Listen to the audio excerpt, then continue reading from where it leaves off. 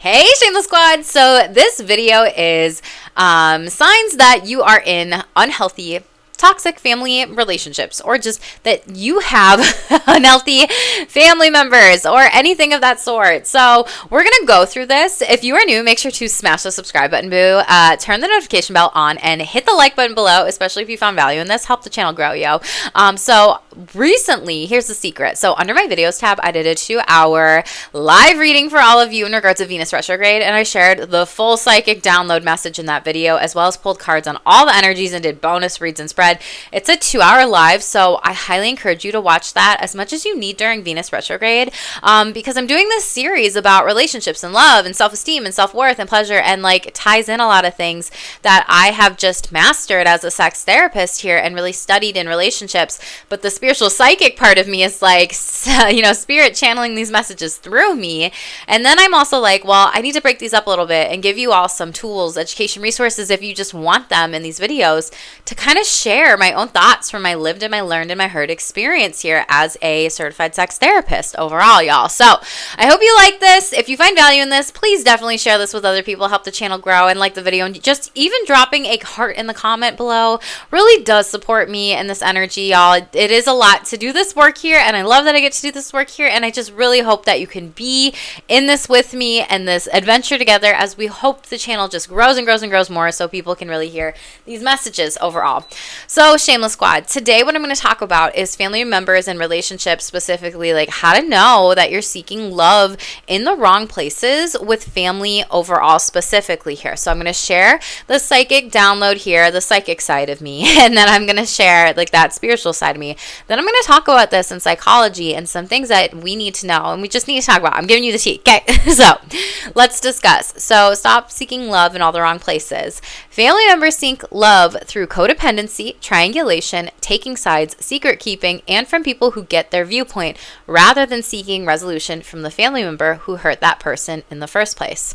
Family members project and expect family to always be there due to a narrative in their mind or someone else's death wish, or this is just completely delusional when that said family member took advantage of, betrayed, manipulated, used, or abused family. Family members believe that they're supposed to love me. We're family, when that is a bold-faced lie. Family members believe they're supposed to be there for me even when others hurt you, or even when you hurt others. Family members believe that they're supposed to do this for me. We're family, assuming and expecting rather than asking. Family members seek out others based on their biology when blood does not have to be family. Family members choose their behaviors, action, and inactions in life and how they choose to be family. Family members seek out love from those who are blood related, but they've hurt the most. When family members do this, it is a choice to atone, repair, apologize, or do better for the family unit. Some families are not meant to be unified, rather destroyed, repaired, and rebuilt. Some families know that it is hard to do, so they chose to not do it or can't do it, or rather won't do it, to change the family dynamics to have a loving family. Some families aren't that loving. A real family works together or on making changes out of love for one another. A fake family consistently competes, is angry, has generational curses, doesn't see how individuals are all a part of the problem. There's lies, refuses to change, and tears down each other. Seeking love from family who you've hurt is seeking love in the wrong places. Just because they were once your family member or friend doesn't mean you owe them. Have a real family, and loving them is to work on all things, have hard conversations, and challenge one another to personally grow. Otherwise, the family members of the unit may break or even grow apart. Family members check in on each other because they love one another. Real family shows up and offers help without expecting of receiving anything in return. Real family members know about you because they care, not care because they just want to know, aka gossip and get the tea. That's a fake family. Real family members don't brush things under the rug. They move through things with you shamelessly, not get over them shamefully. Real family cares about everyone who is a part of it. Real family discusses the good, the bad, and the ugly. Real family is happy for one another and does not compete with each other. Real family sends well wishes and does not send evil eye energy. Real family has discussions and makes decisions together and does not dictate, boss around, or tell others what to do. This is what real families do. And some family are friendships, but some friendships are not family. Let me read that again. Some family are friendships, but some friendships are not family. So, Shameless Squad, this was a part of the Psychic Channel download message here, and I think it's so important to discuss a little bit about, learning about family systems in grad school. We talk about a lot of unhealthy relationships. There's sometimes, people will, triangulate, meaning let me pull another person into the middle of this. Like, oh, I'm being the victim in this situation. I'm painting this other person as the villain here, and I want to drag this third-party situation in the middle to be the hero and pick my side here, okay? That is unhealthy overall. Some families will keep so many family secrets that it's actually, secrets keep us sick. That was one of the biggest things that I learned in my internship and undergrad in psychology of like, secrets keep you sick and the truth will set you free. And people don't even realize that. It's like so many people are just so afraid of the truth. And it's like, why? You're just being honest here. And when you're being honest, you're just being confident. You're just sharing what it is that you are feeling or thinking or believing or going through in those moments. So it's kind of like when you have family secrets that keep you sick here, that's only going to let the sickness just grow and grow and grow and spread more and more and more. And it's not a healthy thing or place to be in. And then when you think about it, when you keep a secret, you have to like save face and then lie to people about what's actually happening, which is harder then. So then before you even know it, the truth will slip out. And the truth always sets you free.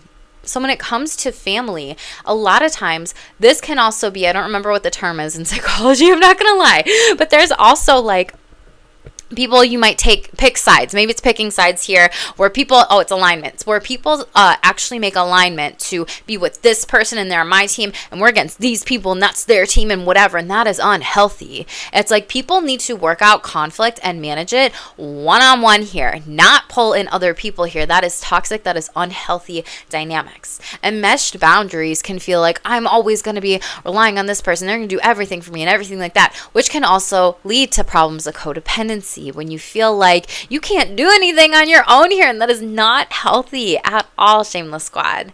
One of the biggest things that I think is so important that a lot of family members don't do is a lot of times it is such lipstick on a pig energy. It doesn't even have to just be family members. It can be group dynamics, settings, whatever, where you show up really fake when really deep down inside, you might actually know that that person is upset with another person, but they're not speaking up towards it. So when they save face and they're trying to be like a Real Housewives, like, yeah, fake it till you make it. Let's smile when really I'm fucking pissed on the inside. You don't have to do that, okay?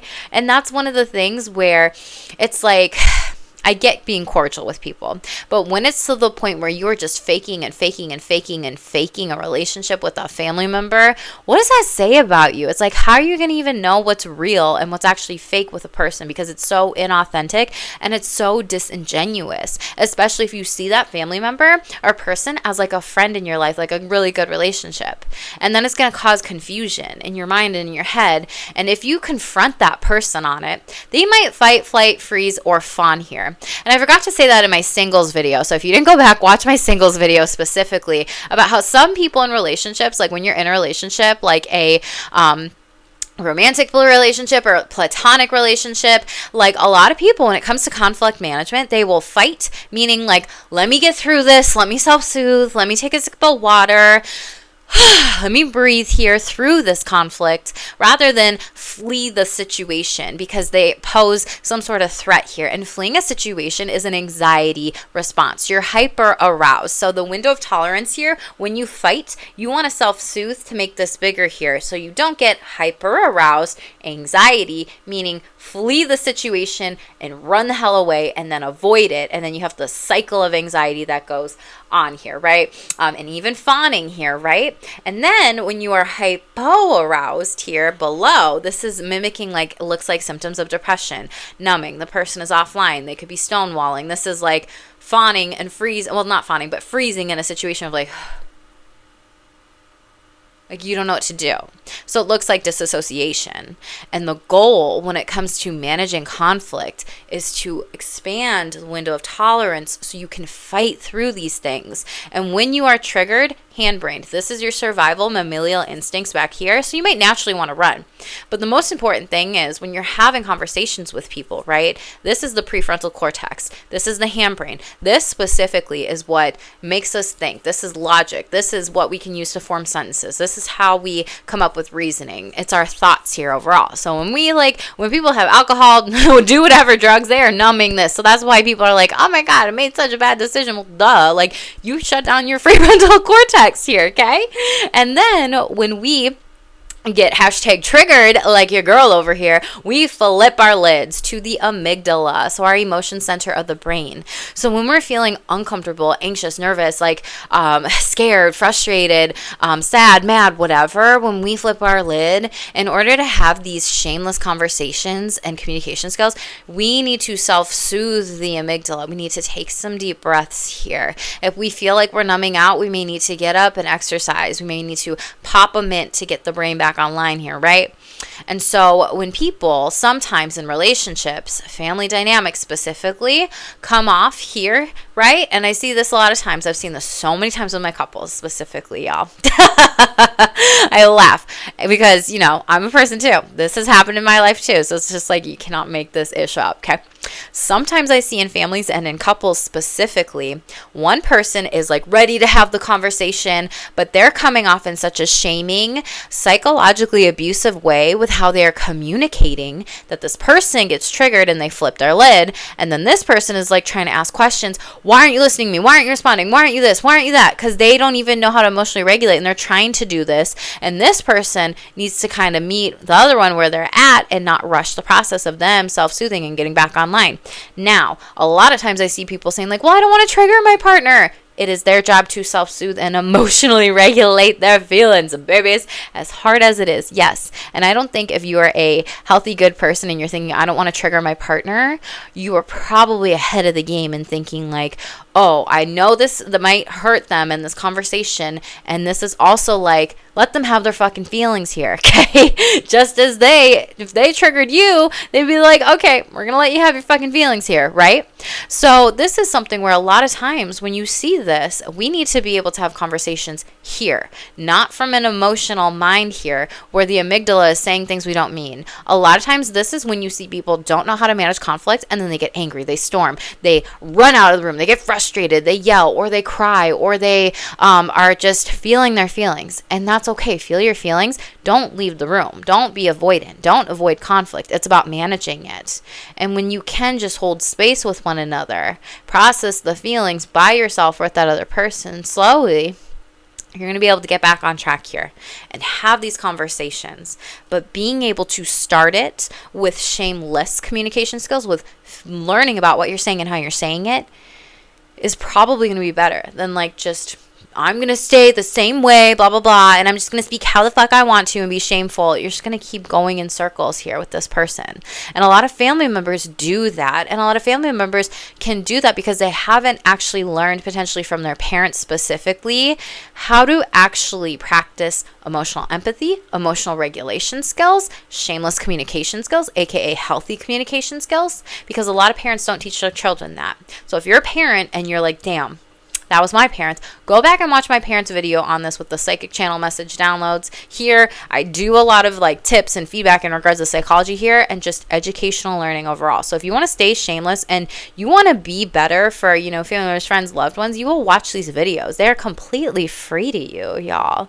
And this is something where, again, some people will never want to change. They would, rather be sick than sane because it is easier to be sick and look and blame the rest of the things of your life circumstances on the world rather than be sane and actually be like, I got this. I'm going to move forward. I know this is going to be challenging and I'm going to change it here. Versus, yeah, everything's fine. I'm going to wear my rose-colored glasses, lipstick on a pig. We're all good. But then later you're freaking mad and pissed. And to be sane, like it's actually harder to do the work for your mental wellness, your spiritual wellness, your psychological wellness, your whatever wellness you want to call it here. And so a lot of times family members and even couples need to, and even relationships need to learn how to manage conflict here overall. And I know a lot of people are, Minnesota, we're very passive aggressive. We have our pockets of aggressive people. We have our pockets of non-assertive people here specifically. And I know California is very like chill, laid back, passive. If you're from California, you can let me know your experience in the comments below. But then we also have like people in New York where it's super freaking aggressive here overall. And just, you get all these different areas specifically. And what's most important is to be assertive. And so when you are assertive in relationships, when it comes to your family dynamic and unit here, you need to be able to learn like the ABCs of staying shameless: assertive, boundaries, communication skills, check in on your defense mechanisms, and evaluate specifically what needs to change with yourself in your family unit and with others in the family unit. I've seen it so many times that sometimes I see this specifically with women. So I'm speaking from my lived experience throughout my life, y'all. I've seen it a lot of times that women will be like, shh, don't say anything. Don't call that person out here. I have literally gotten that from women in my life to say, don't say this to him. They're going to get mad. He's going to get upset. He's going to get mad. Don't. Bitch, like, I'm going to be real and honest, because I know if I'm not and I suppress this shit, that's shame. You're literally sucking up your emotions or the thing that you actually want to talk to somebody about that is more healthy, rather than them hurting other people. When you see somebody doing something that is not morally right, or they're not living a life of integrity, your girl's going to speak the fuck up and say, fuck that, fuck off. Like, I know what I'm doing. You don't tell me what to do. And again, that's when we can trigger people in family dynamics, when we tell them what to do, right?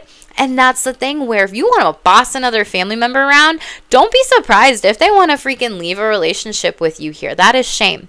If you are treating a family member like they are your employee, that is shame. If you are treating a family member like they have to be so perfect, that is shame. If you are treating family member like a pawn in the game of life, that is shame. There are so many different types of personas and behaviors specifically. And if you've been with me for a while, you've seen it in my tarot reads, okay? She getting sassy here. But I think it's so important for families to take responsibility, everybody, for their part that they played in this, right? How are you acting in this if you were to think about it as a theater or a play, right? What role did you play? What actor, actress did you play? What was the part? How were you active in this? How did you behave in this? How were you inactive in this? What are the things that you need to take responsibility for, say I'm sorry for, atone for, repair for, apologize for, right? Because sometimes one of the biggest things that anybody needs, Shameless Squad, shameless secret, 2 words. I'm sorry. That's it. Sometimes for other people, it's, I'm so sorry I said that mean comment towards you. Insert mean comment that you said to the person, right? And I will never do that again. I can see how badly I hurt you, and I don't want to hurt you. I can see how poorly I treated you. And I am your family member, and I'm so sorry about this. Or I am your friend, and I'm treating you as if you were my family, and I'm so sorry about this. But the thing of it is some people live their life in fear and operating from anxiety or stress, and even being so anxious to talk to people that they've known for years of their life, that they will never learn how to manage conflict. They will avoid it. And I see this so many times, y'all. Specifically Minnesota. I don't know what it's up with Minnesota, y'all. Y'all let me know if this is your states, your country, wherever too. I see so many women specifically when they tell me like, oh, my mother-in-law's coming over, so I'm going to go and I'm going to run, errands or be out of the house or whatever. Like, I don't want to be there. I'm like, why the fuck are you so anxious and stressed and feeling you have to avoid your mother-in-law? You're no better, okay? Like, when you are doing that shit and acting like I have to run away from this situation because I'm hashtag triggered, rather than working on that shit, what are you doing? They don't know that there's a problem then. And if you're talking to everybody but that person about the problem, you're the problem. Let me say that again. When you are talking to every other person about the problem, you're the problem. Other than that person, you are the problem. So this is something where we have to check ourselves in the relationships that we have. If we have friends that are family members that are friends, extended family members, in-laws, whatever. Because especially if you are going to be married here overall, y'all, you better learn how to manage conflict, not only with that person, with all the people in your life here. And if you decide to have kids, you really better be able to show them how you work on yourself here, okay? You cannot go, Papa Bear, Mama Bear on your child when you won't even do that for yourself. That just shows you have not integrated life lessons or wisdom, and you need to be able to work on yourself to really model that for the future with children and kids. And if you are a family member and you have kids and you have diagnoses of depression, anxiety, body dysmorphia, bipolar 1, 2 disorder, schizophrenia, schizoaffective disorder, ADD, ADHD, dyslexia, autism spectrum disorder, like OCD, ODD, just there's so many different things, right? And you choose to procreate and not work on your mental health symptoms or diagnoses, you are passing down your generational biology, potentially curses, psychology, and maybe even traumas to that child, whether or not you know it. Because attachment starts in the womb.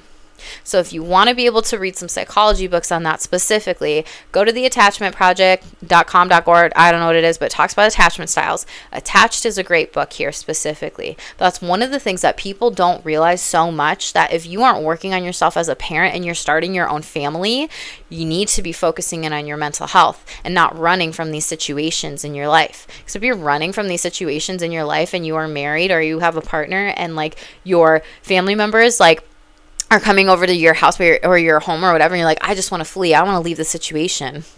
What's that going to be like for the future of your marriage, your children, your future family?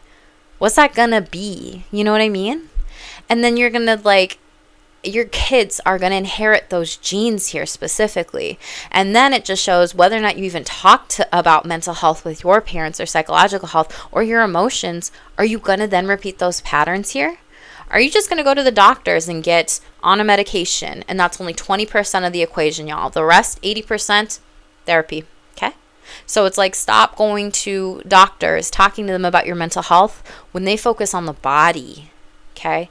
Therapists focus on the mind. And that's why when they are telling you, hey, seek counseling therapy, they're telling you for a reason.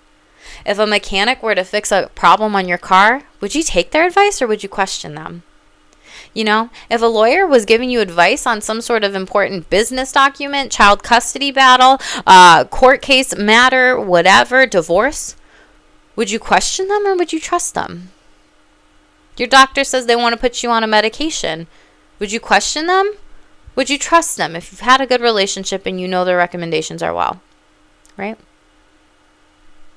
Then why question what therapists are doing and how therapy can help you, and why question the doctor or not even give that question thought to reflect on what are the things I'm going through with my life cycles and my stress, right? We all have stress. And it's something to be able to realize and think about, hey, you take care of this checks out. And I've been beating a dead horse on my channel for that specifically. But when a doctor is giving you a recommendation, take it just as you would any other career. Same with the therapist out there. Same with the coach. Same with the consultant. Same with anybody that is helping you in life on these different things. And so then you don't realize it. But until you become a parent, then you realize, holy cow, the things I grew up with, I'm realizing now I'm being faced with, but not from a child standpoint as a parent, because this is what I went through my mom, or this is what I went through my dad, or this is what I went through my parents here. And it's just like, whoa. So then you're faced with certain things. And that's why it's so important to be able to really be mindful of when you're starting family or when you are with your families, to work on these things, not to enable family members to do things, not rescue family members from their emotions or things that are really hard in life, but to really be there in a way that is helpful. Rescuing is, oh my gosh, I'm so sorry, and coddling, rather than just being there and listening. Sometimes that's the only thing people need, is you to be there and listen. They don't need your shameless feedback or solutions or advice, especially when they are in this area. This is just going to stay longer and you're not helping. So in doing this, do this and just be quiet and listen and see what comes of it, right? So when it comes to other things as well with family members, a lot of times families want to blame things when they are adults later on their family and their parents. And then they become angry. Then they become like depressed. Then their mood states changes. Then they become very unhealthy or toxic. Like, well, you have to remember how I grew up and da da da. We can remember that, and that doesn't have to be your life. And that's the thing where healthy family members will hold that person accountable. And the quote, different research shows this, 85% of families are dysfunctional. So what are you going to do to change your family in the future? And you as a part of that family in the future? How can you do better, be better for you and yourself and your family, right? And so a lot of times family also just has these expectations. They should just be there for me because we're family, right? And then we shame them, and then we believe that we need them for something or that they owe us something, which is an entitlement attitude, y'all. And that's when it gets very abusive and very gamey specifically. And sometimes we don't realize it, but sometimes families bully us the most. And sometimes bullying, people think, oh, that's totally normal, blah, blah, blah, blah, blah, blah, blah. People are just rough. And boys get such a pass with that because of their hormones. But girls or women, when they, change through their body, their development, their sexuality, just in life, specifically with their hormones, they get shamed for it. Oh, you're going through perimenopause? Like, your body can't be changing. Oh my God, she's on her period. Oh my God, that's why she's so mean. But boys, it's like, oh, well, if they punch people and beat them up and whatever, they just got too much testosterone. Boys will be boys. No, F that, y'all. Do you realize that that can be so toxic? And how we even raise children potentially from shaming certain genealogy specifically, okay? And so it's something to be very, very, very mindful of, y'all. And you want to know my first memory, y'all? Then it's scary because I wrote this on my Instagram probably last year. I haven't been on there that much. But it was something like, the people sometimes that are the closest to us are the ones that hurt us the most and shame us the most here. And so when you see even other people out there in the world, even therapists that are like, oh, it's shame, oh, it's shame, oh, it's shame, and they brush it off rather than realizing this is so freaking deep divey work, and they're just talking about it, but they're not integrating it, and they just think, I know so much about it. Just because they've heard from other people who actually talk about these conversations doesn't mean you know shit because you haven't integrated it, okay? So it's important to be mindful of whom you might be reading, even from the therapist lens, because a lot of people think that they know so much. And there's a lot of coaches out there who niche in shame, and they don't even have that counseling degree either. So this is something where, first memory, tangent. I wrote that the people closest to us sometimes have the tendency to shame us and hurt us the most. First memory ever was me being bullied. It was the saddest thing. I think I was about 2 years old, and I was at one of my older cousin's house. I don't know if she got married or something like that. And I was with like all my other cousins and stuff, and we were in this attic and whatever. And I remember I had like my sippy cup and my meal and my stuff. My dad was so sweet, and he like brought it all up and make sure I was up there okay. And he like said something to like my brother and everybody, like, just watch over Jackie, something like that. I might have been like 3 or 4 because I remember this very vividly. And then before you know it, I like said bye to him, and I turned, and they like took my food, they took my sippy cup, and they were so just mean, laughing at me, bullying me. And do you realize how abusive that is to like a 2 or a 3 or a 4-year-old? It's like, what the fuck happened to you, cousins, that you did that to me thinking that that was a joke or that was funny, right? And honestly, y'all, if you just knew my family, both sides, that's the healthy side of the family, the healthier-ish side. And so I like cried, and my dad like held me because I was just so sad. I was so sad. I was like, why wouldn't they do this to me? And that's one of the things where people don't realize that even children can be abusive because they might be seeing some things through their parents and their family members that is toxic specifically, that is reprogramming them, but children don't know why they might be doing it. They're just seeing that. Kids pick up on these things, y'all.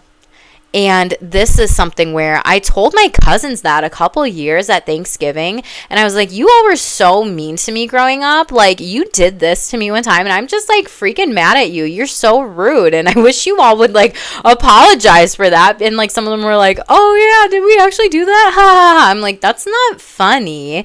And then they like took my wine glass and they like put it up on like the fridge at home, and I was just, and I'm short, and so then I like went and got my food, and I came back down, and I was like, really, you guys? And there's like, hey, and I'm like, seriously? Are we not adults? Because you're acting like children here. You're acting like adult children here. And so that showed me a lot about even my cousins and my family and where they are at, and how some people, when they say it's just a joke, no, my feelings are valid. I know what you were doing there. And now you're trying to twist and manipulate and switch this back on me when I did nothing wrong. Right? So isn't that fucking like wild to think about how things get passed down to even children and then people don't even realize it. And then even as adults, when you talk about it later, they don't even say I'm sorry. Right? So it's one of those things where sometimes you can't be around those people that won't say sorry, that won't shamelessly own it, that won't say that was really messed up of me. Right? And I don't need that anymore as an adult, right? Like, I've forgiven them. I've done that work, right? It's just a story that I'm sharing with all of you to pay attention to your family dynamics and what a real family would be like. A real family would have been like, Jackie, come join us. Sippy cup food, you got everything, right? So that's just one of the things that people don't understand, that when you hold a person accountable, they have options. They have options here. They have the option to atone, repair, say sorry, and hold themselves accountable and move on. They have the option to do it again. They have the option to not accept responsibility for it. They have the option to do it again and again still not accept the responsibility for it, or maybe something completely different that I'm not thinking of off the top of my head, right? So it's one of those things where hurt people. And when you have family and you seek love in family members who have hurt you or you have hurt them, they're probably not the best people to be around, quite frankly. And so it's one of those things where you have to consistently work on a family unit specifically, because how is it going to get better then? And if not, everyone is at fault, right? It's one of those things where you have to look at everybody's at fault and everyone's trying to do their best. It's a general rule, right? It's also about how can everyone try to be flexible? Everybody try to change? Can everybody work on different things as an individual in this family that maybe other people from this family are asking for? Same with friendships. This is a friend, family member, whatever, too. And so it's just one of these things where you don't have to get over things shamefully. That is such a shame statement, because I think a lot of family members say, get over it, we'll get over it, they'll get over it, right? You know, why aren't you giving that person the love? Why aren't you giving them that emotional hug? Why aren't you there for them? Why aren't you saying sorry? Why are you saying they'll get over it? Is that because you had to? Right?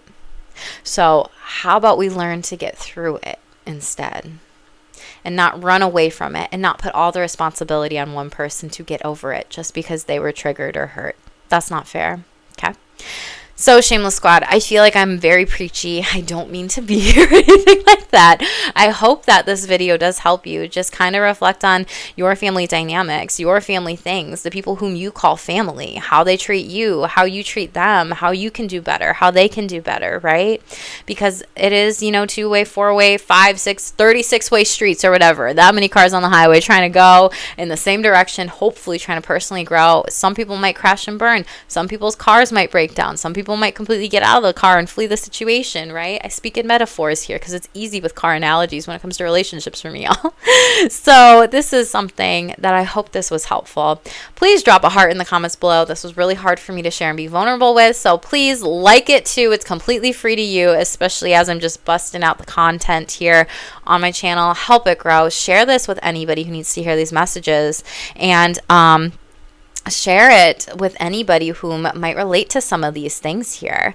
And definitely tell me in the comments what resonates with you. I'm very curious about this because, like that statistic, I've seen studies that say 90% of families are unhealthy. I've seen 85% of families are unhealthy. So I'm just curious about that and what maybe your lived experience has been too, and if you relate to any of this, boo, okay? So Shameless Squad, definitely smash subscribe, turn the notification bells on. Make sure to like this video, comment below. Please help me and support the channel grow and the algorithm too. And just know that I'm so grateful for you and all your likes, subscribe, subscribes and donations here on YouTube. I appreciate and love every single one of you. And if you're going through any hard times with family, just know I am giving you a big hug, and that I just always pray over every single one of you every single night who is open to receive that prayer and blessings and just miracles and all the beautiful things. So anyways, I love you. Stay shameless, boo.